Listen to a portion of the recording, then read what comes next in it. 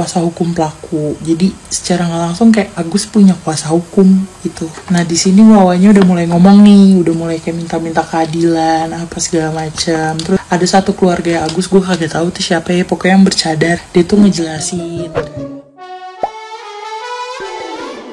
Hola netizen yang tercinta, Agus korban penyiraman air keras akhirnya menyerah melawan Pratiwi Novianti. Agus lelah menghadapi Pratiwi Novianti dalam polemik uang donasi. Kini terbukti sudah bahwa Agus menjadi korban hasutan untuk menuntut uang donasi. Uang donasi Agus sebesar 1,5 miliar rupiah memang menjadi polemik. Agus ketahuan menyalahgunakan uang donasi di luar keperluan pengobatan. Dari mutasi rekening, Agus memakai uang donasi untuk bayar hutang saudara, transfer ke rekening istrinya, bahkan ada juga yang dipakai belanja online. Padahal uang donasi tersebut digalang Pratiwi Novianti dan Denny Sumargo diprioritaskan untuk pengobatan matanya. Agus sebelumnya sempat melawan, dia juga sempat melaporkan Pratiwi Novianti ke polisi. Kini Agus menyerah, bahkan sekarang muncul petisi yang sudah ditandatangani 100.000 lebih untuk mengembalikan uang donasi ke para donatur. Sekarang Agus justru memuji sikap Pratiwi Novianti. Pratiwi Novianti sebelumnya menduga Agus telah menjadi korban hasutan hingga bisa mendadak melakukan berlawanan. Pratiwi Novianti mengaku sangat kecewa terhadap ucapan Agus. Diketahui bahwa Agus menyebut Pratiwi Novianti sebagai sosok yang kejam.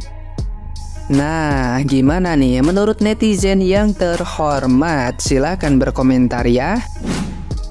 Gue udah gregetan banget ngeliat podcast Agus bersama Denny Sumargo, Teh Novi, dan keluarga besar Agus. Ternyata pas didalamin lagi lebih, gue udah bikin rangkuman podcast atau vlog keduanya Teh Novi di akun channelnya Teh Novi bersama Agus. FYI, di podcast atau vlog keduanya ini tuh masih di hari yang sama ya, soalnya bajunya masih sama semuanya. Jadi tuh kayak mungkin mereka nge-tag video dalam satu hari tapi dibagi jadi 2 video gitu, karena mungkin biar gak kepanjangan kali. Gue udah, aduh isinya tuh gus. Jadi persis sehari setelah vlog atau podcast pertama diupload, kan kalau yang pertama itu tanggal 14, nah ini langsung tanggal 15-nya 15 September 2024 Teh Novi ngupload lagi di channel YouTube-nya dengan durasi selama 23 menit 50 detik. Langsung aja ya gue bahas satu-satu ya per menitnya. Jadi kurang lebih di menit 2:38 detik itu Teh Novi tuh cerita kalau seandainya papanya tuh pernah operasi mata juga di salah satu rumah sakit swasta atau klinik swasta gitu, pokoknya dokter swasta gitu, karena mata papanya itu pernah kena airsoft gun kalau nggak salah, pernah ketembak gitu lah.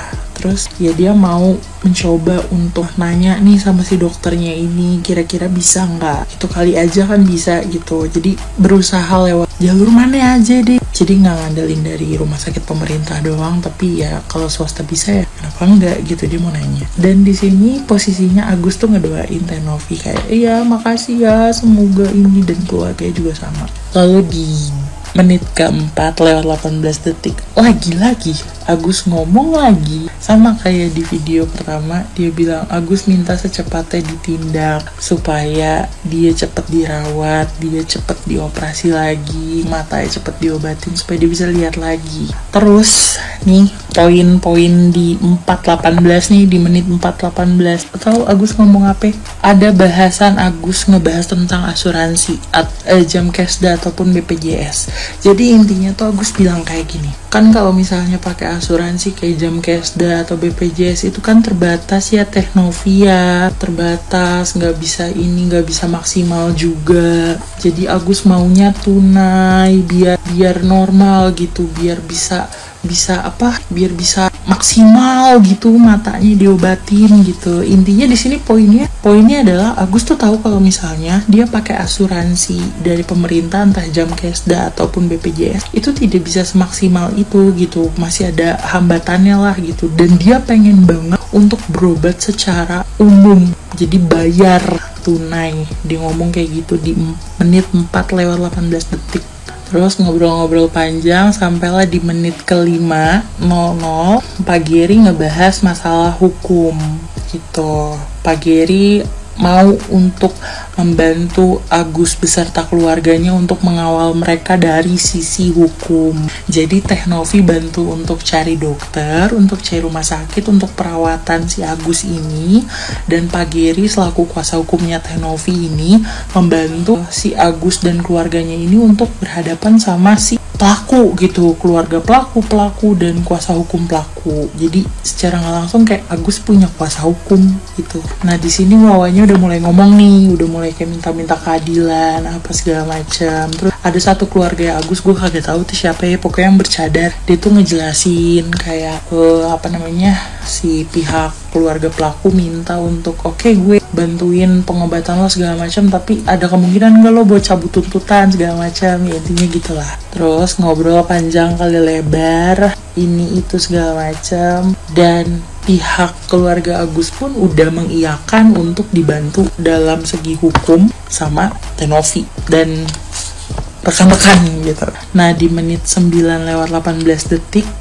kebahaslah tentang pertemuan. Jadi si kuasa hukum pelaku sama keluarga si pelaku ini tuh kayak ngajakin keluarganya Agus ini untuk rembukan, duduk bareng enaknya gimana gitu. Cuma keluarganya Agus bilang dia masih nunggu nih dari Teh Novinya gimana, dan akhirnya Teh Novi beserta kuasa hukumnya Mas Geri dia bilang, oh ya udah nggak apa-apa kalau misalnya mau bikin janji atau apa, libatin saya, libatin kami.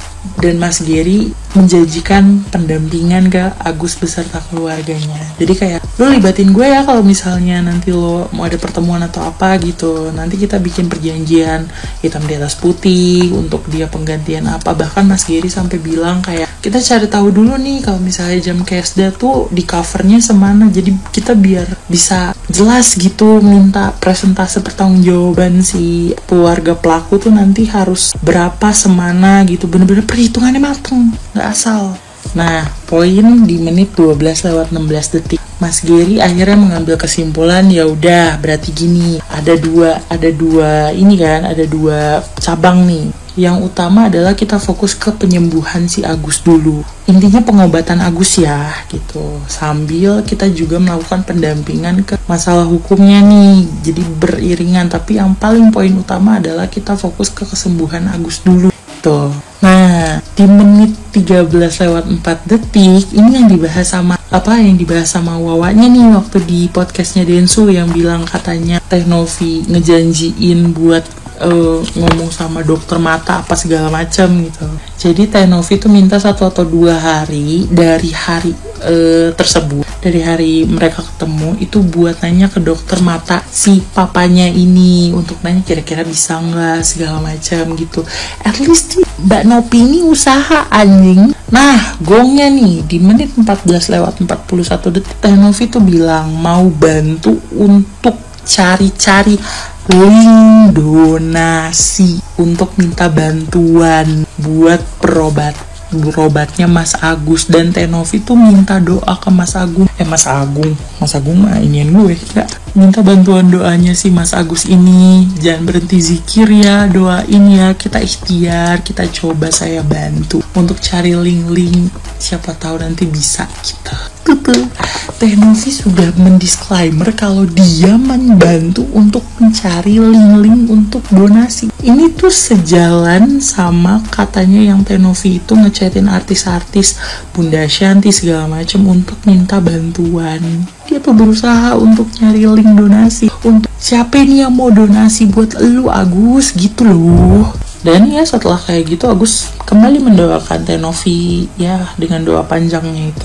Nah terus kan ngebahas juga soal katanya tuh besok si Agus nih mau ke RSCM lagi, mau kontrol lagi. Akhirnya Teh Novi nih bilang menit 16:41 Teh Novi bilang gak usah naik Grab, nanti saya kasih nomor supir saya aja, nanti koordinasi sama dia gitu. Nah ini yang dibahas di podcastnya Densu, katanya hari pertama dianterin sama supirnya, tapi selanjutnya kagak ada lagi. Karena katanya supirnya tuh kagak ada omongan lagi. Maksud gue gini ya bunda, supir ini kan juga punya tugas kan, dia nyupirin Teh Novi atau anak-anaknya atau apa ya, intinya dia bekerja pasti ada tupoksinya nih, bukan cuma buat lu sama keluarga lu doang. Ya kalau emang lu mau pakai supir ini, supirnya Teh Novi, lu mau minta tolong, lu yang duluan ngabarin, lu yang duluan nanyain. Jangan lu diem-diem berharap si supirnya nanya, "Bu, kapan mau ke rumah sakit lagi?" Ya nggak bakal. Lu yang butuh, lu yang tanya gitu. Jangan berlindung di balik kata nggak enakan, kan